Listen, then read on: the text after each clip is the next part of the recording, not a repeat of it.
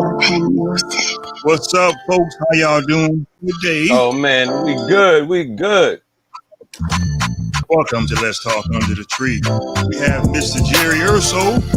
He's a whatever that team is. Small as you can go ahead and say it. I ain't even gonna say it, but we gonna be patriotic tonight. We have Miss Pam Brady, the director of the July Perry Foundation. She said backstage she's gonna keep it real. So if she slips, then I know you know it's Sunday, so she already said her prayers, and you know how Jerry get down. Depends on how he's feeling it. In a nutshell. T Small, show him some love. Man, we talking under the tree. Mr. Palmer. We're gonna be talking about excuse me, this is live, Mr. July Perry, and all the things that he went through down here in Florida. I read the story, you read the story, everybody on here read the story. So we're gonna find out what is really going on. You know what I'm saying? It was kind of sad, it almost brought tears to my eyes that a young African American born in the 1860s died in 1920, went through something like that. Without further ado, Mr. Jerry Urso and Miss Pam, welcome to Let's Talk Under the Tree. We're glad you're here, and let's get down to business. What you got, Jerry? I know you want to go straight, into this because that's the kind of story this is. We're talking about a man that got lynched. Before you get started, it was in 1920. That was really a long time ago, and in a way, it wasn't at the same time. You know what I'm saying? So without further ado, go ahead and bring me what you got, man. Go ahead and do what y'all do. Okay. I am Past Master Urso. I am with Solly Mitchell Lodge 377, where the worshipful Jared Hayes serves as the worshipful master, and we are under the auspices of the most worshipful Union Grand Lodge of Florida, Belize, Central America, Jurisdictions Incorporated, with Evil Jeffrey G. Jones serves as our 19th most worshipful Grand Master. Any views and opinions I have today are not necessarily of the Grand Lodge in which I hold membership. So I just wanted to put that out there first. This is an event that's something I've been working on for 3 years. I actually had to go to Tulane University in Iowa and had some help from some other grand historians throughout the Masonic jurisdiction to pull these records because, as you know, the Great Fire of 1901 destroyed all our original records. So finding July Perry's Masonic membership, took me quite a while to, track that down. I was compelled to the story because I had a feeling when I read the newspaper reports and they talked about the Masonic Lodge being burnt to the ground, that it was most likely one of our lodges. And, when I found it, it just made me want to be connected to the story that much more. And then over the last few years, I've gotten to meet Pam Grady, who is with the July Perry Foundation. So Pam, why don't you, before we get going, why don't you tell them who you are and let them know about what the July Perry Foundation is all about and what your goals are. Okay, hi. Yeah, my name is Pam Grady, and I am the executive director of the July Perry Foundation. And the July Perry Foundation was created by the descendants of July Perry. The president of the foundation is actually Pastor Stephen Nunn. He is the great-grandson of July Perry. And also we have on board his sister and other members of descendants of the family. So we've done a few things. We are really trying to change the narrative to make sure that the narrative of the Ococee Massacre is presented correctly. We want to honor July Perry and his bravery for what he's done. We don't want him to be seen as a victim or somebody that wasn't prepared for what he did. He was a man of strength and character, and he was brave in what he did. Everybody in the whole Ococee Massacre, they were brave. And we want to make sure that history is correct. And we're trying to get markers, and we're doing a lot of things to make sure that the world doesn't forget. That Ococee doesn't forget about July Perry and what happened. That's a pretty amazing story. And for that time period, in my reading, July Perry was a wealthy man. Yes, he was. July Perry and Mose Norman were both. They were actually considered the two wealthiest men in Ocoee at that time. Mose Norman, the stories about Mose Norman that I've read in my research, he drove a car that was valued at around 75,000 by today's standards, between 75,000 and $100,000 car. So he had the first car, one of the first cars in Ocoee. Wow. Yeah. Was he I a believe it was a Model A. Yep, it was a Model Model A. Ford. That's right. That's right. And then July Perry was, he was a labor leader, and he of course, he was a high-ranking, Mason. Of course, he started, I believe, the Ocoee Lodge, or he was a founder of it, But I'm gonna let Jerry talk about that. But he did a lot of things too with helping the African American community, get established. He sold houses, and he bought houses and sold them to the Black residents. He also was, helped with labor. I guess he was like a labor leader, we would call him nowadays, I guess. But he had a lot of going on. They were very prosperous, wealthy men.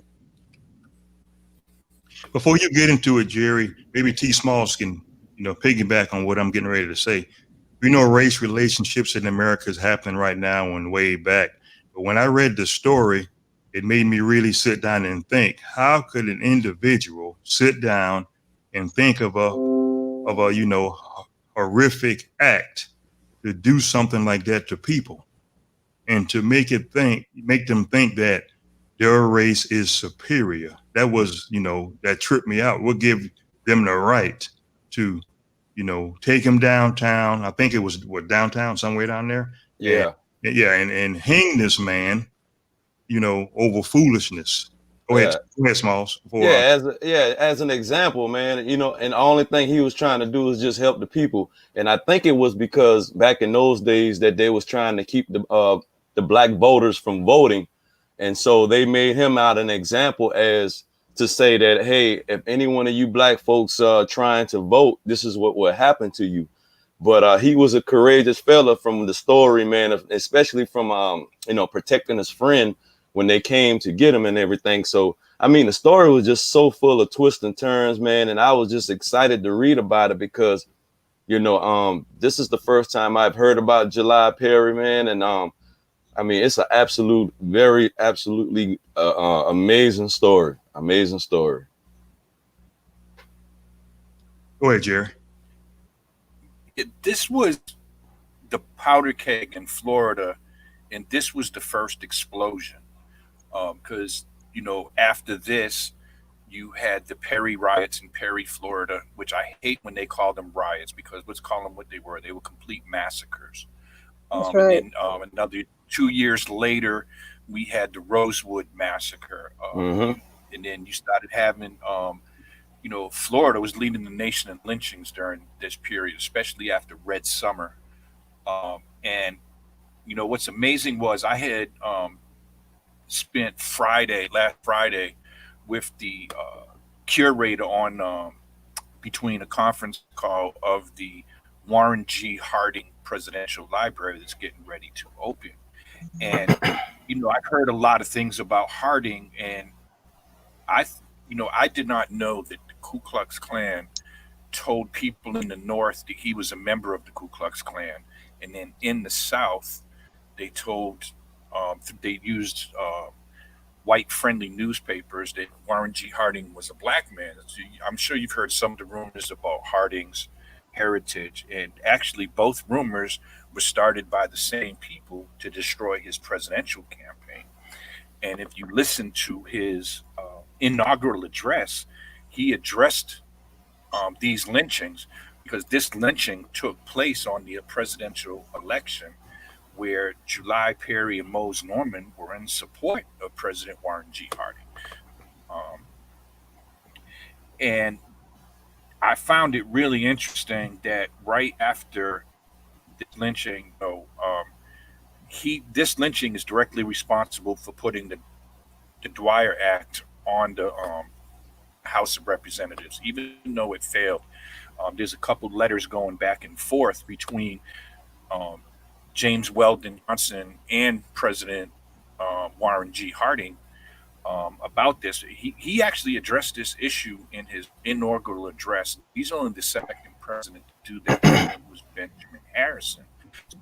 Had new electorate because 3 months before the 19th Amendment to the Constitution was ratified, giving women the right to vote. And in the South, especially in Florida, African American women outnumbered their white counterparts in registering to vote, which scared the bejesus out of the status quo. So all these Democrats in support of the Ku Klux Klan and weren't for equal rights.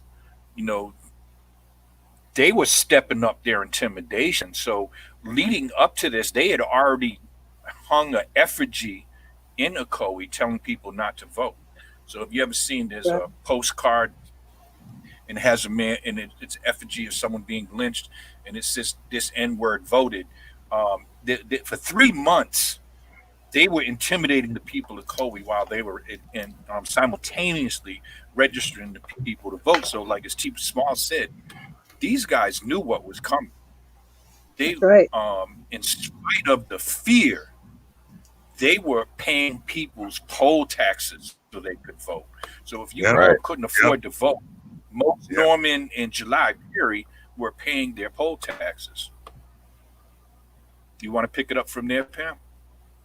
Yeah, and they were, there's one thing that I found pretty interesting in my research about it all, that actually it looks like July Perry and his wife Estella were actually able to vote that day. They actually got up early enough to get past the KKK. They didn't have a chance to set up their guards and all their stuff before they got there, and they actually were able to cast their vote.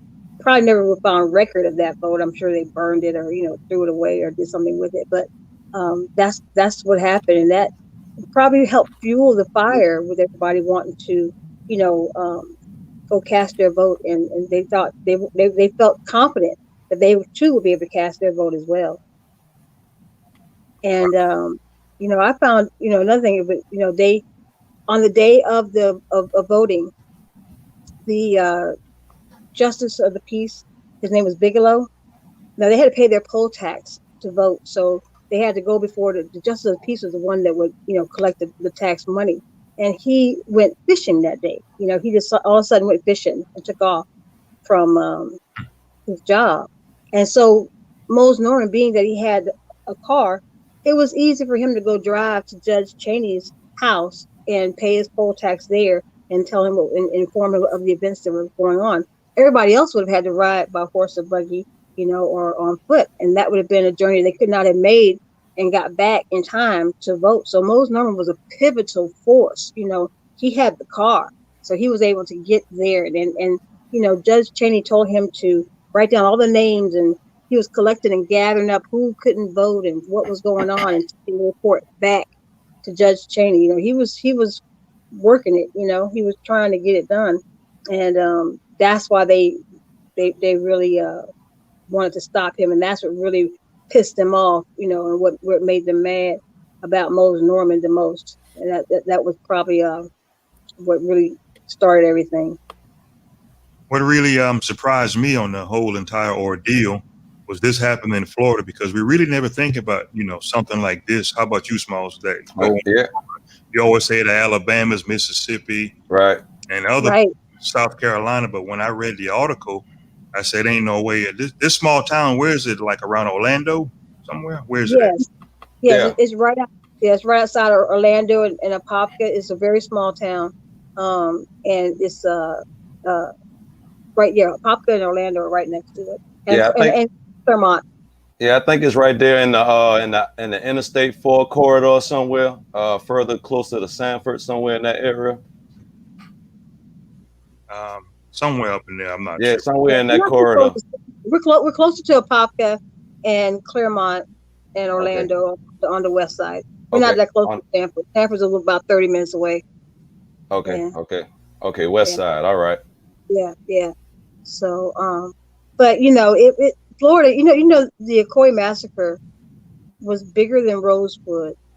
It made national news back then. There's documentations of different newspapers, articles that they wrote articles about the incident, going all the way up to New York, New Jersey. I even saw somewhere in Hawaii. This made national news. This was not something that was just a local incident. This was a big deal. His lynching and this massacre was a big deal. You know, and another thing I read that I found so heinous about this event, they also they were taking and having a banquet to celebrate whoever had killed the most Negroes. That was in the paper. They wanted them to all sign up and know we're having this party, this banquet, and come and be celebrated for how many men you killed during this incident. I mean, the stories will break your heart. It would just absolutely break your heart. It was so heinous that you can't even imagine that people could be that brutal and that unkind to others. Right. Go ahead, Jerry. Yeah, this was one of the most capricious acts in American history, especially on a personal level. I mean, this was on the same level as Emmett Till as far as the damage that they did this man before and after he died. I mean, they continued to torture the body after he died. He was left on a street pole, and they continued to shoot the lifeless body. They would take target practice on this lifeless body. We know that he was dragged from the courthouse to the railroad tracks, where he was eventually lynched on that street pole, and he was dismembered by being dragged. I mean, it was. Pam will tell you they did a scan. His arm wasn't attached in the cast, in the ground he's buried.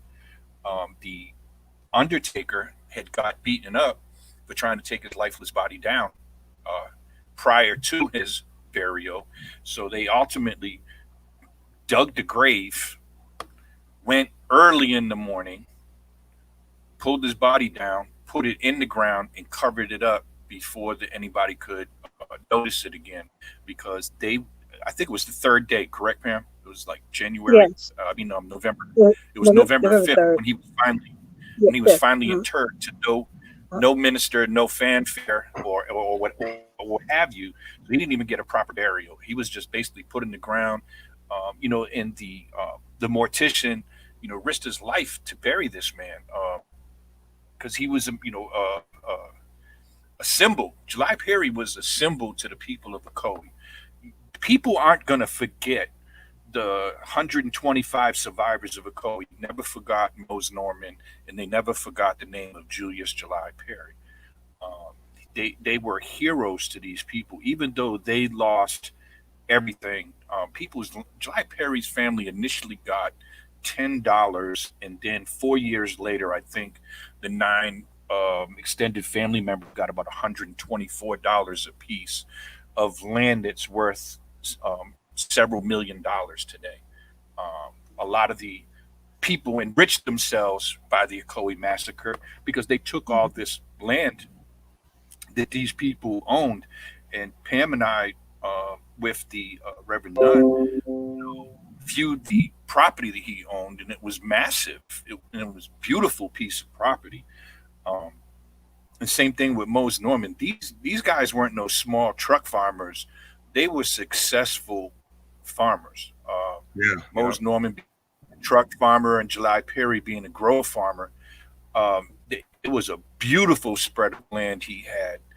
And, he had, I believe it was over 100+ acres of orange grove, which is, millions today. I believe the city of Orlando actually owns that property now. But, at the time, the court appointed the person that was in charge of the estate, who the clerk appointed, kept all the money. They were selling stuff off, and they didn't turn in anything. Then the first, what was his name, Pam? Bluford Sims. The first person in charge of the estate. Yeah, that was the Sims family. They gained generational wealth. Right. The Sims family gained generational wealth off of the back of July Perry. Then when he was declared insane, his wife was declared in charge of the estate. or the daughter. Okay, and daughter. she never turned in receipts until she was finally removed as executor of the state. So I mean, these Mm-hmm. people created generational wealth off the lynching of July Perry. Wow. Absolutely. Absolutely. Who was You on? know, Go ahead, Pam. Go ahead. Go ahead. and when you think about that, what could have been for the families, had they had been able to have their land. What you never can tell. Like I asked the nuns, I said to them, I said, what do you think your life would have been like had you have grown up with access to this land? You'd been actually, it's acres and acres of land, and July Perry had lived, and everybody stayed in the Occoee. You couldn't even imagine what trajectory that would have put their life on. Would they be financially successful? Because I mean, that's generational wealth that could keep you sustained. So I just it's terrible to think about how many times that's happened to Black people, in our country, all across the world, all across the nation. It's terrible to think about that because we struggle financially. We struggle with, making ends meet all the time because things were stolen from us that were rightfully ours. And, it's not always the case. Maybe your family, maybe people don't have family that would have had generational wealth, but that is a big problem in the African American community, I feel like. And, if we had that generational wealth, we would not have such a distance between the income that we make and our financial status in life right now. We wouldn't have as many problems as we have right now. I fully believe that. Right. And they lose control. Yes. I'm sorry. No, go ahead, Jerry. Go They ahead. lose control of they lost control of a community. Yes. Yeah, See, they had a community that was a family-based community. Rosewood was a family-based community. Perry, Florida was a right. community-based community, and Occoee is the first. And to talk about the Masonic end of this, what people don't realize, you weren't going to have your socials, you weren't going to have dances, you weren't going to have a lot of community meetings. These Masonic lodges were the center of the community in these small rural towns. They didn't have what other big cities do with venues to do all these things. So the Masonic Lodge was where business meetings took place, and That's people right. did auctions there, and people maybe had their flea markets and brought their wares. The laundry services were really big in these small towns, so a lot of these white communities on the outside would bring their laundry into Occoee, Rosewood, and Perry. So laundresses and maids were big. These people were developing businesses. That's why it was so important to July Perry and Mose Norman to pay these people's not only their poll taxes. In 1915, we can document that July Perry paid $500. It doesn't say who the person was, but the Orlando Sentinel records that he's paying $500 in property tax on the behalf of an estate. So Yep. he was not only concerned with his own wealth, it was community wealth. And that's what so there was a white lash to be paid for these successful farmers. Some of these African American farmers, going back to the beginning of Reconstruction, after emancipation, after the Civil War, these slave masters never thought these people would be successful on their own. And for the 13 period, which we know is Reconstruction up until 1877, and they pulled out the federal troops, they were giving the land back to the white landowners because for 13 years, these people were successful. They were running farms, managing farms. They were building wealth. And you're talking about in a 3-year period, a man by the name of Robert Meacham, who was from Central Florida, uh, actually served as a lieutenant governor at one point, is the co-author of the Florida Constitution. So in 3 years, this man educated himself enough to write the preamble to the Florida State Constitution, declaring everyone free, declaring public prosperity and tranquility in the state of Florida. It was an African American man. You had Josiah T. Wall, who, if you ever look at the picture of the first African American representatives in Congress, he's actually the one in the Senate, the representative from Florida, with Rebels and Smalls and so J. Willis Maynard being the first African American ever elected to office. He's at the center. He actually put through education. He was trying to put in 1872. This man is trying to put through national legislation to have public access education for white and black children.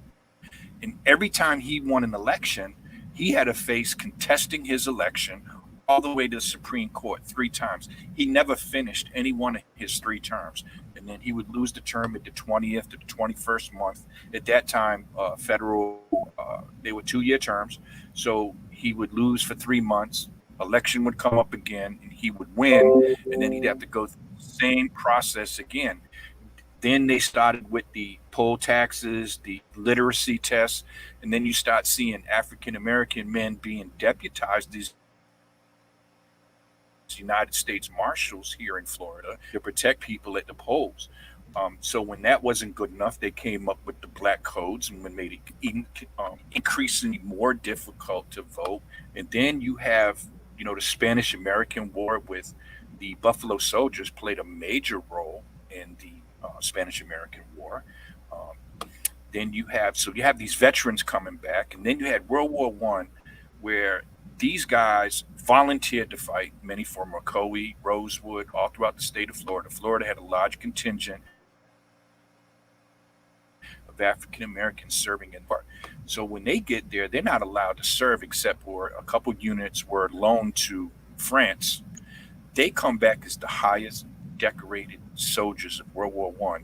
They come back to the Deep South with medals of valor and these uniforms, and the hatred. They were lynching men in their uniforms in the South. Yes.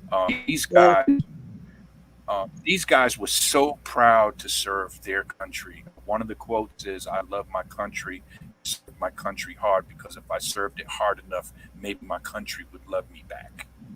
I mean, that was the thought process.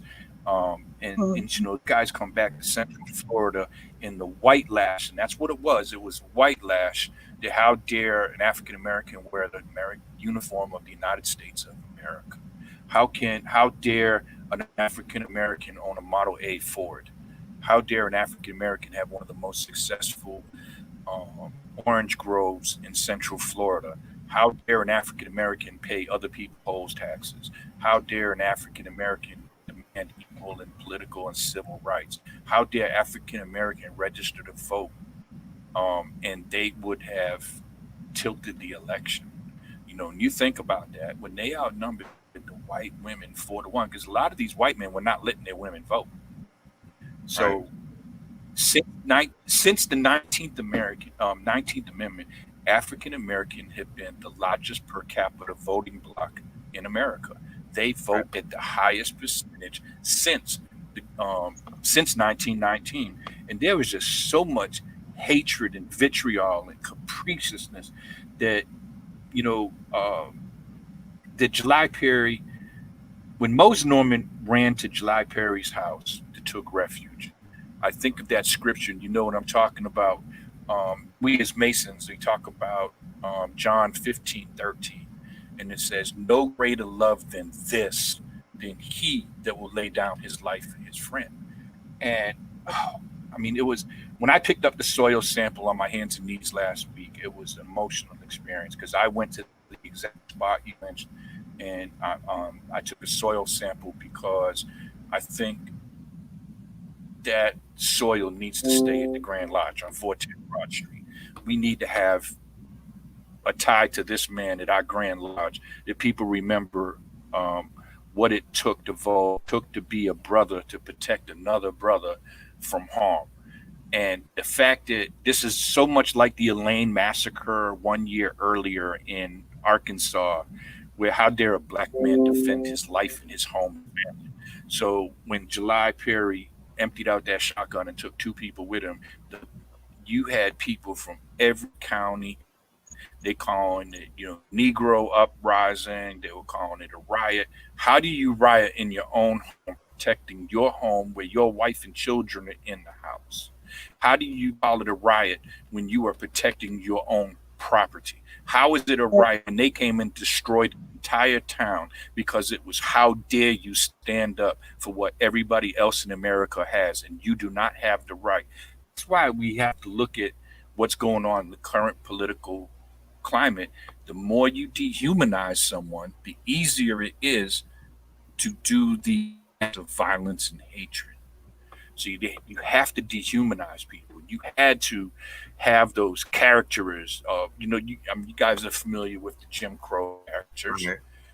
You had to dehumanize people to bring them to a level that they weren't human, so they could feel okay about the things that they were doing. I mean, that is the essence of what was going on at the time in Florida. Yeah, basically. Let me get your opinion, you three. The saddest part of the article that I did read was, I'm not exactly sure who it was. I'm not sure if it was one of his family members that hid in the barn and they set it on fire. So he ran out the barn. Either he was shot, I'm not exactly sure. And then they put him in the streets and they castrated him. Who does? No. Did that happen? Okay, you have it a little bit wrong. Okay, what happened was the gentleman in the barn, his name was Roosevelt. I can't call his name. I think Barron, I think was the last name, but his first name was Roosevelt. He was in the barn. He was one of the hands that were working. He was working at the July Perry farm. He had, we believe he had, July Perry has sons as well. So we believe he had his two sons with him out back there, because the sons escaped too. So when they found him in the barn, they gave him a choice to either run out the barn, to be shot, or go back into the barn and burn to death. And he chose the latter. So he chose to go back into the barn and to be burned to death instead of being shot. So if he ran out, they would shoot him on sight. So that was what happened there. And then the man that was castrated, that's Langmead. His name is James Langmead. He was castrated in front of his family. They took him out of his house and took him out into the street and castrated in front of his wife and kids. That's what they did to him. And there's another story that I find, I study this stuff. This stuff makes me madder than a hornet. I can't imagine this kind of terror to live through something like this and to see something like this. But there was another family that was wrapped in barbed wire. There was a little boy and a mother. They took them and wrapped them in their own barbed wire around their chicken fence and then set them on fire. There's another story of a mother who couldn't leave her daughter that was pregnant. Yeah. She was 9 months pregnant, and they burned under their house. They set the house on fire, knowing they were in there, and they burned to death together. You just found their bodies hugging each other. That's how they found them under the crawl space in the house. I mean, it just goes on and on, the terror that they had to suffer, just because they wanted to vote. It's ridiculous. And even now, stuff now, we look at what's going on now in society. We look at George Floyd. We saw what happened with him, right there we think this stuff isn't still happening today. It's still happening today. I say to people all the time, you have to know your history in order to stop the future, to know what's happening right now. No, you can't. The city of Ococee was having Founders Day near on the anniversary of the massacre. The founders that they were celebrating were the actual founders that were actual people that perpetrated the massacre. You have Blooper Sims. We have a street named Sims Avenue in Ococee. They honor this man. This man's selling property.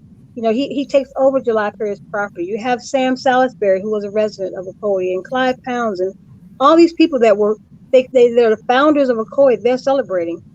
And they're doing it on or near the anniversary of the massacre, when the city of Ococee was founded in May. They have an annual event every year called Spring Fling. Why not turn Spring Fling into Founders Day? And I had to start a petition, and help people to help stop doing that. But it was happening for 25 years. Nobody noticed. Why? Because we don't pick a book. We don't read. We don't know history. But when people find out, oh my God, that's what's going on, and then they want to act like they didn't know, well, you have to pay attention to history. History is very important, very important. And I agree with you on that, because, we live in a world where everybody wants somebody else to tell you that's what happened instead of going to Right. research it yourself. You know what I'm saying? They want you to tell them that, oh, that happened. Oh man, I didn't know that. And then they take it and they run with it, but they don't know exactly what happened. They don't know the full history of it. You know what I'm Mhm. saying? So you are correct about that. We don't pick up a book and read the history. You know Okay. what I'm saying? We just jump to conclusion and think we know everything because somebody said something about it, you know? Okay. Okay. Right. You know, It, and I like it, to teach the people. I find it. Go ahead. Go ahead. I didn't body say count. I love how people put on Facebook and they think a body count tells the story, Right. and and that makes me so angry because it doesn't tell the story of Estelle Perry. It doesn't say the story that she saw her husband remove her home. It doesn't say how she saw her husband shot, how she saw that she was ended up in jail and couldn't even bury her own husband because her and her daughter in jail in Tampa, facing charges. And her Um, daughter was shot too. right, and her daughter was shot because she. Well, let's not get it twisted. They had a cut. They did follow the Ida B. Wells philosophy of having a Remington in their home. They had more than one gun at that particular time. Yeah. All three Yeah. were defending themselves. For the record, Yeah. July Perry's daughter, July Perry's wife, and July Perry were defending themselves.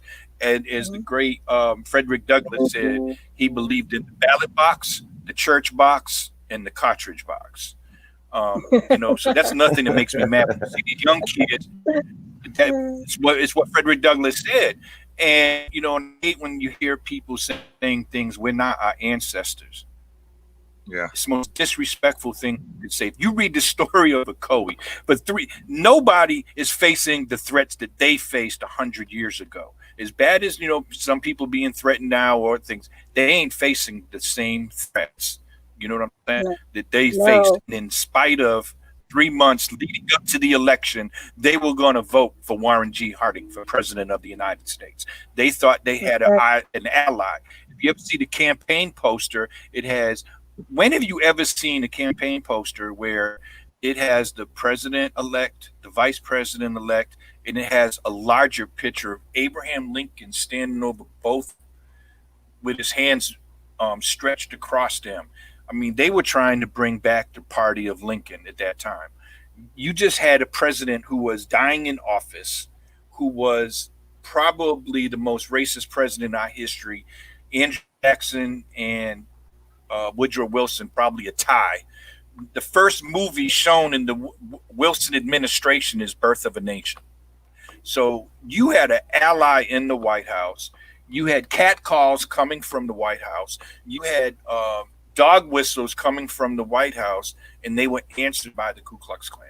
They were answered by the good old boys that weren't. They were going to hang on to their Southern way of life any way, in any means necessary. That's right. The sad part about this whole thing, they just wanted to vote, man. They were minding their own business at the end of the day. That's it.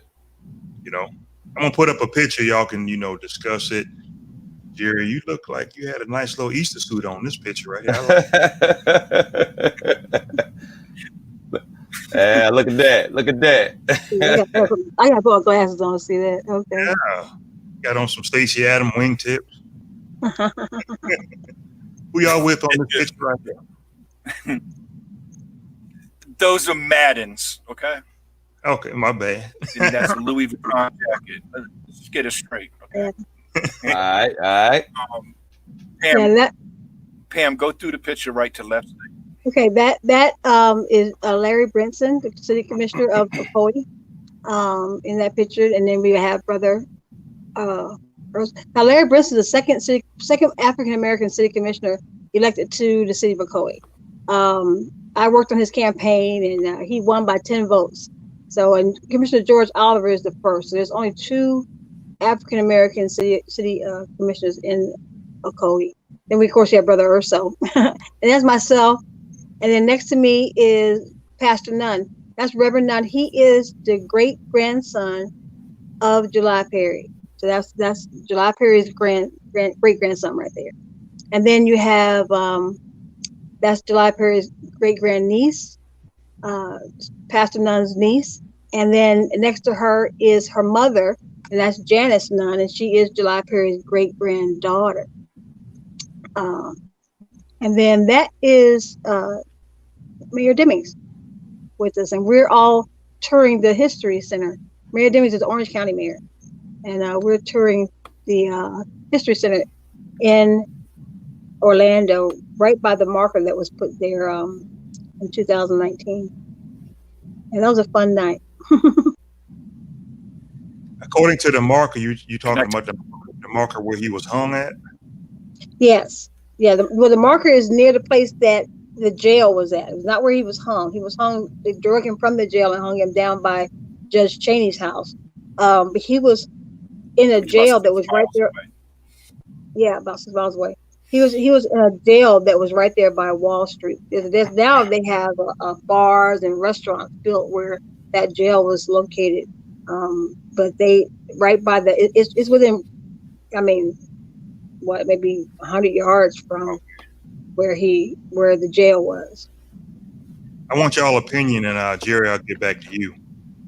The article that I did read, something happened this year, 2020, but it didn't go through. They were trying to get some reparations for the family. Is that true? Yes. Senator Bracey. Yeah, Senator Bracey is working on that. They're trying to get reparations for the family, for the descendants. And okay. they Senator Bracey proposed that bill. Yeah. Wow. Smalls, how do you feel about already a precedent? Go ahead, Jerry. Go ahead. Would you say, There's Jerry? already been a precedent. There has already been a precedent for the Ococee descendants to get their reparations because the state of Florida gave the Rosewood descendants reparations for the Rosewood Massacre. These people were directly tied. This isn't, these people were directly tied to these events, and they lost generational wealth. It's documented generational wealth that they lost. So the state settled with the residents of Rosewood, and I'm sure they're settling with Ococee. One of the interesting facts about the settlement was that a lot of the black newspapers were angry that the sheriff of Rosewood didn't call in the National Guard. Know that what happened in Ococee and Perry, Florida, when the National Guard came in, is they were armed militia representing the Democratic controlled House, Senate, and governors of Florida at the time. These people were acting, they came in and they were literally shooting African-American people who were running away.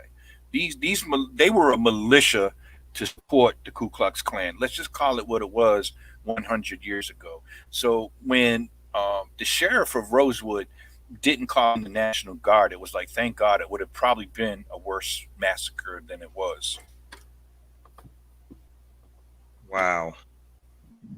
Do you think they were calling up African Americans to serve the Florida National Guard in 1920?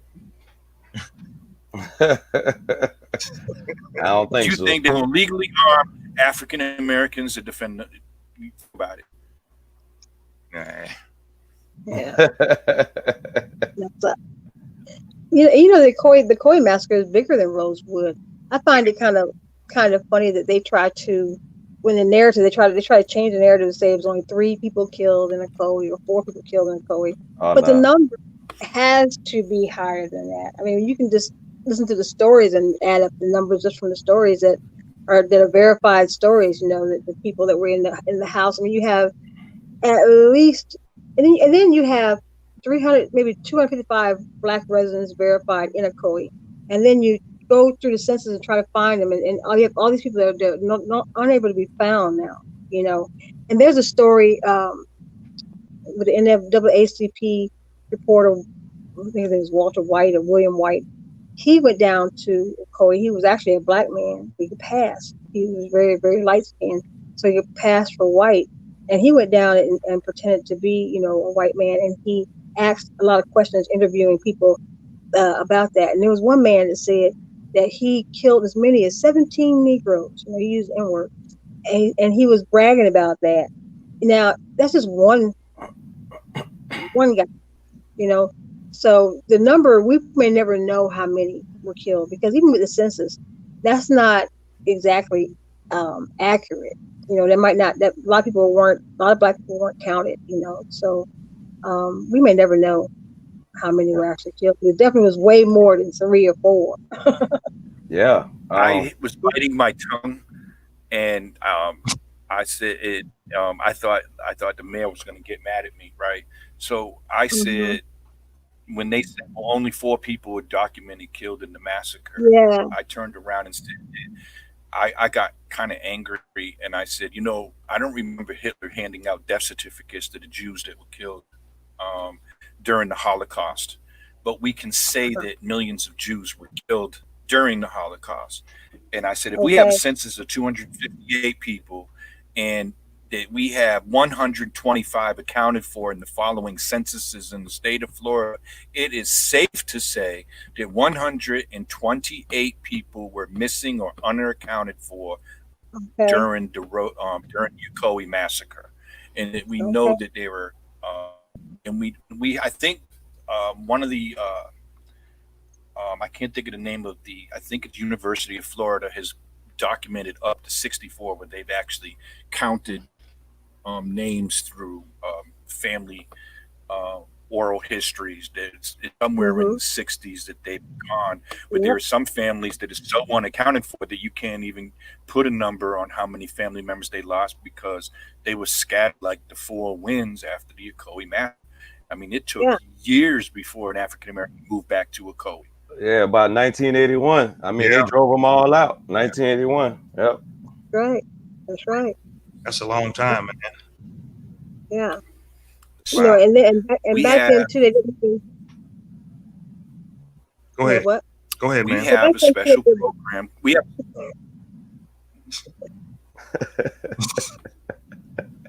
Go what? ahead, Pam.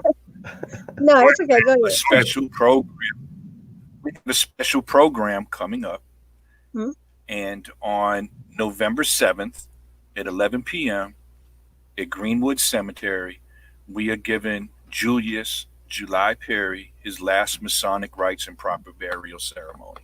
We Yeah. have Mayor Buddy Dyer, we have Mayor Demings, we have Representative Val Demings, Senator Bracy, and Lizzie Jenkins from the Rosewood Foundation, all coming to make speeches. And then have, so far, 200 Masons have signed up to come and give July Perry his last Masonic funeral rites. Um, Hoping that we're going to we'll have it live streamed on Facebook. I think it's going to be a beautiful ceremony. And then immediately following the cemetery ceremony, we are going to follow Senator Bracy in full regalia, proud as peacocks that day. And we're going to go dedicate a highway to Julius July Perry. Congratulations, man. That's what I'm talking about. Oh yeah, that's great, man. What was you saying, Miss Pam? No, I was just saying that how they couldn't count the census back then. That they were people that black people weren't. You know, there's no record of some of the children and people younger, because they didn't go to hospitals to be born. You know, so we really would never really know the true number of how many African Americans were in Occoee at that time. That's what I was going to say. Wow. Yeah. When I was reading his bio in the story today, I had to do this podcast. I really didn't want to finish reading it, but I had to do it because that's. I don't know about you, Smalls. That was some hard reading right there, man. It was, man. Yeah. It was. Yeah. Yeah. I wanted to put the paper down a few times, but it is what it is. And it's amazing, how some folks get treated in the United States. And it happened in Florida. I couldn't believe it. Hey, man, I'm surprised that a producer hasn't put a movie documentary out there about this Ococee, because it was definitely, from what I read, larger than the Rosewood, and I had never heard about Ococee up until this day in 2020, and it's the first time I'm hearing about it. Wow. Me too. You know what I'm saying? Wow. We are dedicated. We are dedicated to bringing the memory of Julius. I'm going to make sure I keep on saying Julius. We got to stop calling him just July. He had a proper Christian name. Julius July Perry, Master Mason from the state of Florida, who was a hero, and we are going to make sure that his name rings out. The 19th most worshipful Grandmaster, the Honorable Jeffrey Jones, our voting registration initiative every year will be called the July Perry Initiative, or he'll have that exact name at the actual ceremony. And if you want to honor the memory of July Perry, VOTE, vote. And I voted stickers from all over the country. One brother said that he has several hundred. Shout out to my brother Tamaji.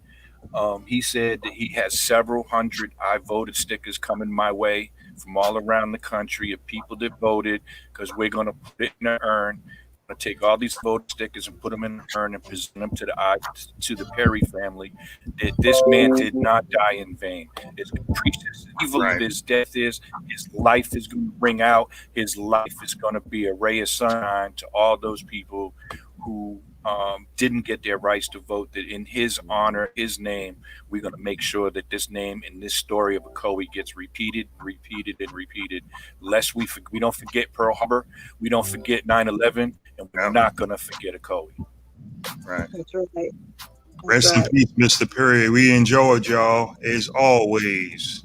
Another dynamic performance by Let's Talk Under the Tree T Smalls, Miss Pam Grady, Mr. Jerry Urso. Mr. Smalls, could you take us out in prayer? Please pray for the nation if you can, my brother.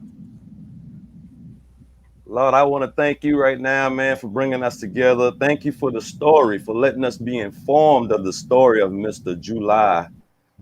Julius July Perry. And I pray for his family. I pray for everybody out there dealing with the pandemic. Let's get out there and vote, people. I know it's hard, and I know you're kind of confused on which way to go, man, but we got to change the narrative, and we got to keep moving forward. In Jesus' name, we pray. Amen. Amen.